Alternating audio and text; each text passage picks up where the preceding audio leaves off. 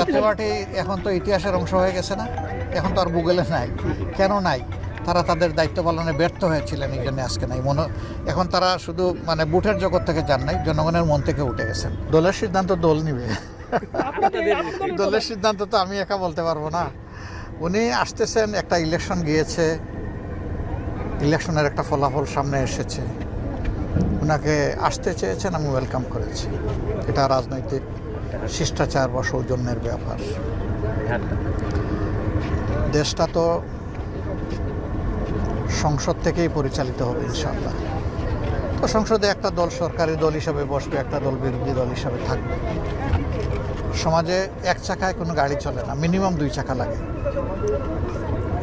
তো সরকারি দল যদি ইতিবাচকভাবে তারা কার্যক্রম করেন, আমাদের সহযোগিতা তারা পাবেন ইনশাআল্লাহ।